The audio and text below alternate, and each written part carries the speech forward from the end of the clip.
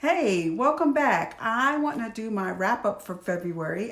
In my to be read video, I had 6 books that I wanted to read. I accomplished all 6, and I just want to talk about them. So let's get started. The first book was Unforgivable Love by Sophia Scott. Now, this book, I will have to say, I was a little bit disappointed. I was so excited to be able to participate in the read along with Read So Lit. The conversations in the group were wonderful, really, with all the people there.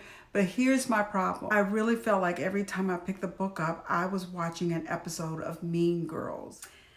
The main character of the book is May. She is this rich socialite. She lives in Harlem. The time is the 1940s. She has basically received everything she's wanted her whole life materially. Her mother grew this huge empire business based on hair products. And then May was made to marry, or was set up with this man to marry this man to further her mother's empire. The man died suddenly in church of a heart attack. So May has become this really shaded person. She is angry because she has a lover, or had a lover, Frank. And she thinks that Frank is going to ask her to marry him, and she can't wait for him to do so she can shoot him down. Basically, he says, I wouldn't marry a woman like you. I don't want a woman of the world. I want a young, innocent woman. And he has been promised a young, innocent woman, Cecily, by her mother, who is also rich in their own right. So May gets hurt and embarrassed by what Frank has said, and she has set out to destroy Frank by destroying Cecily's innocence. That's the crux of the whole story. The other character is Val, who is this debonair, also rich young man who really wants to get with May and will do anything that May says to get with her. In the meantime, he wants to get with Elizabeth also, just because she's so pure and so different from the women that throw themselves at her feet. And he wants to get with her also. So the whole story is wrapped around May getting revenge on Cecily so Val can get with her. I felt like every time I picked up the book, I was watching an episode of Mean Girls. Basically, you have to do this for me or we can't be friends. And if you're not mean enough, you can't be friends. And if you betray me anywhere along the way, you're going to pay and we can't be friends. I love the writer's style. I loved her use of words. I loved the way she got into each character's mindset. I just was over the scheming and the backstabbing and everything being done with the direct purpose of destroying the other person. I hated the end of the book. What was the point? It was a destruction of lives. It was, in the end, it ended up being uplifting somebody who'd been kind of this bad person, ill will towards women and others his whole life. It just, for me, I like the writer's style, but I would not recommend this book to someone. And it was a difficult read for me. The next book I read, I needed something to uplift me from Unforgivable Love, and I read The Wedding Date. And let me just tell you, I so enjoyed this book. The Wedding Date was Jasmine Guillory. It really was just a comical, lighthearted HEA, girl meets boy, boy falls in love with girl. They have their little rough patch and they get together in the end. This guy and this young woman get caught in an elevator together. He needs a wedding day. He explains that his ex-girlfriend is marrying his ex-best friend. And he's the best man. It is hilarious the way they describe the first few chapters in the book. It also very, very lightly touches on some issues of interracial dating and marriage. I really enjoyed the book. I would read another one of hers. So that was The Wedding Date by Jasmine Guillory. The next book I read was If Beale Street Could Talk by James Baldwin. And when I tell you that every time I picked the book up to read, I had a sense of doom. The book really is told from a point of view of a young woman, Tish, whose fiance has been incarcerated for a crime he didn't commit.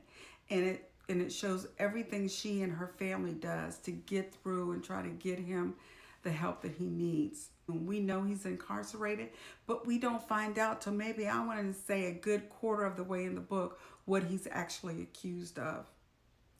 It is wonderfully written. There's suspense.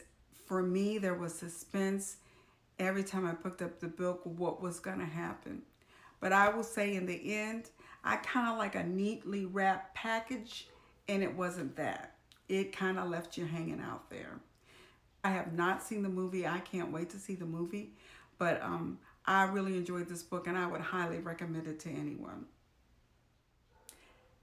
An American Marriage by Tierra Jones. When I first started reading this book, I was concerned that it would be too similar to If Beale Street Could Talk. Of course, there are some similarities. They're both young African-American couple. Both men have been falsely accused of a crime they did not commit. These are young people with a bright future ahead of them when this occurs.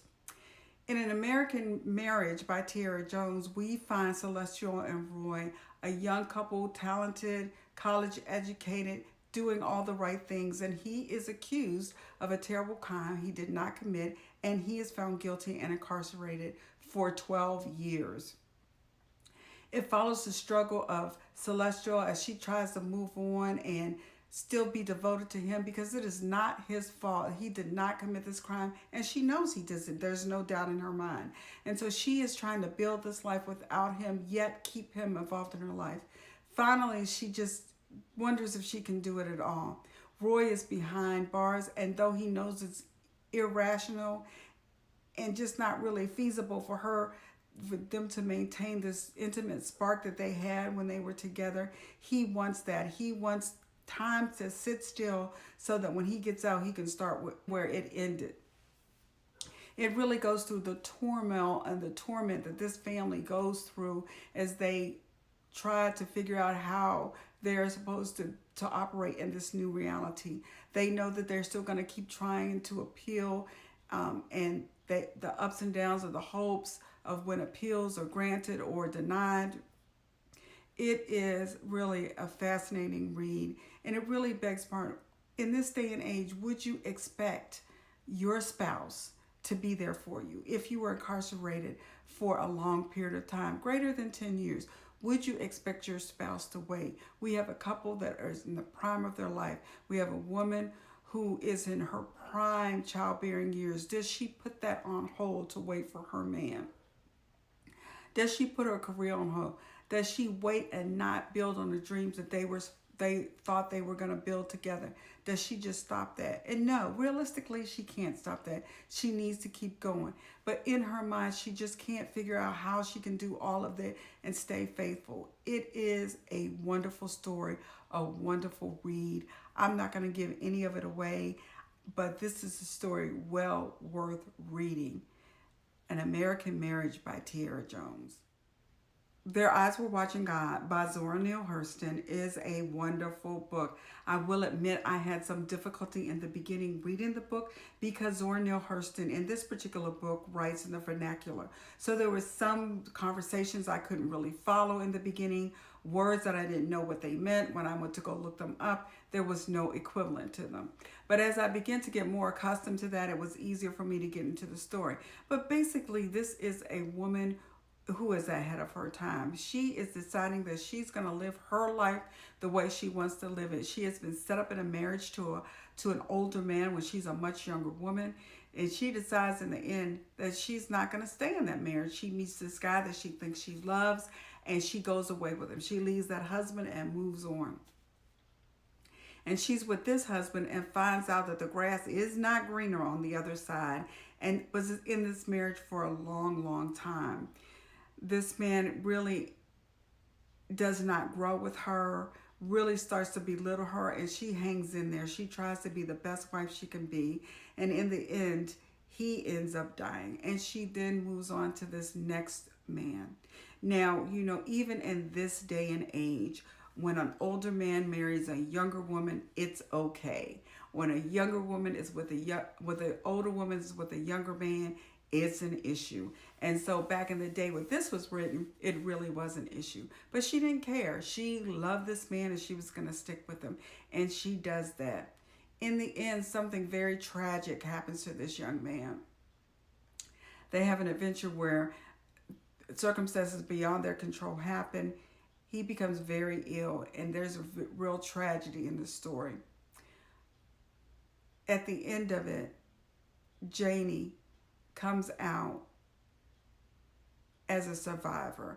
I was going to say she comes out as a winner, but she comes out as a survivor of this horrific thing that has happened to them as a couple. And she has some words of wisdom for all of us about living life on your own terms and doing what it is what you want to do, and just not accepting what society wants you to be.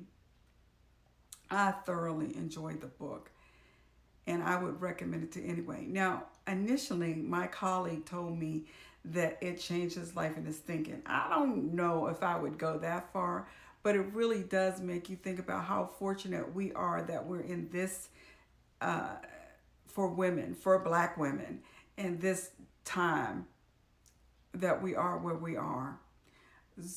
Their Eyes Were Watching God really truly is worth reading and reading again. Okay, my last book was The Immortal Life of Henrietta Lacks. Now, it's February and it was Black History Month, so I chose all my books by Black authors, except for this one.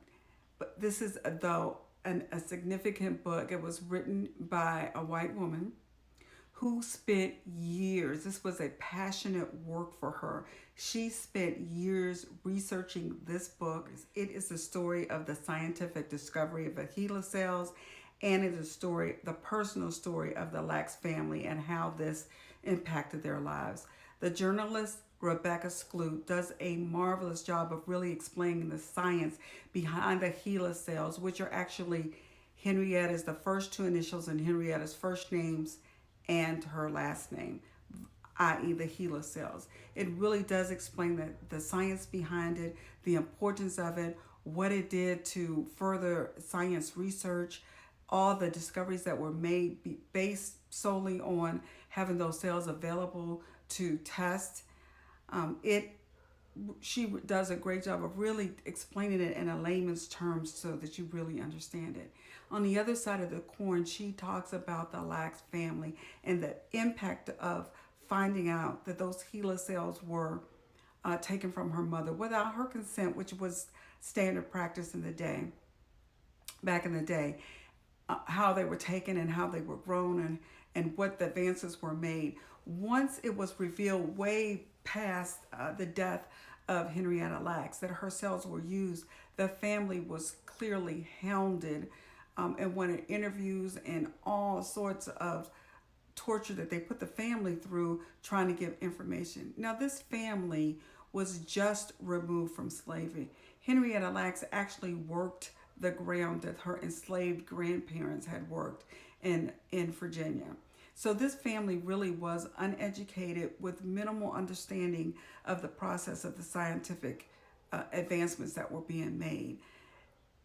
They begin to realize and understand that the impact of their mother's cells made a lot of people rich. And they really couldn't come to terms with the point, how can my mother's cells been used and all these advances made and we're still poor and can't get health insurance? Rebecca Skloot does a wonderful job of weaving these two stories together, really talking about the issues of cell growth, taking cells from patients, using them for scientific research, not achieving informed consent.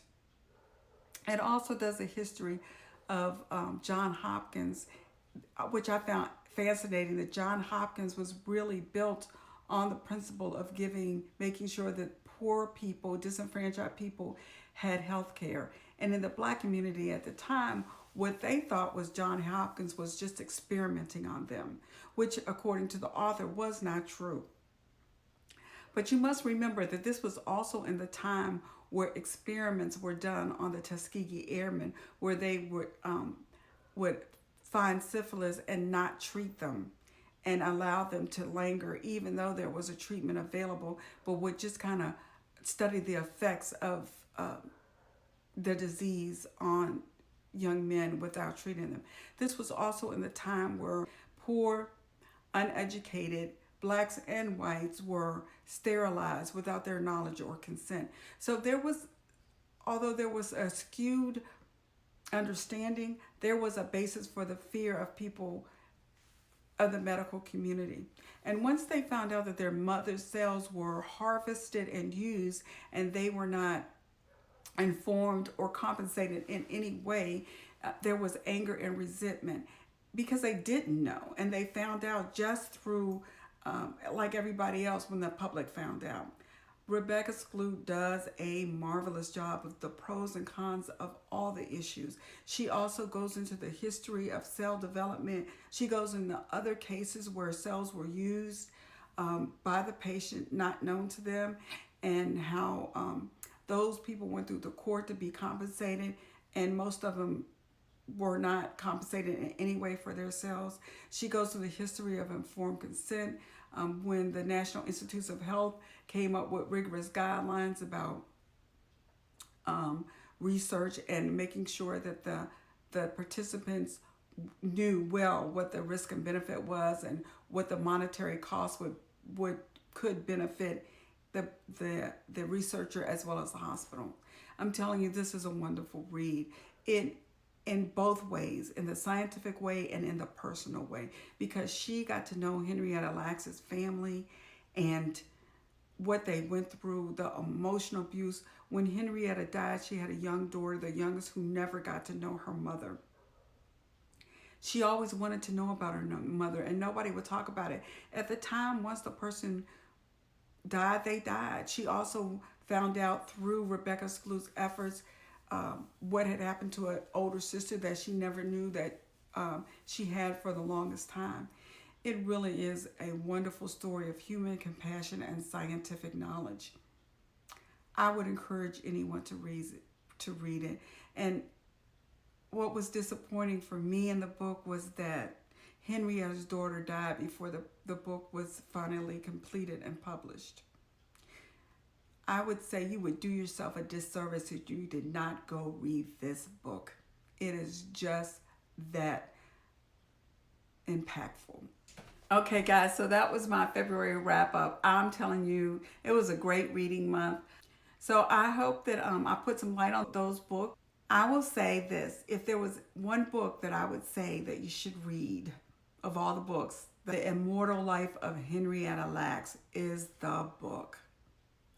So thank you for watching. If you haven't subscribed, please subscribe. And if you have comments, leave them. Let's talk. Thank you for watching. Subscribe.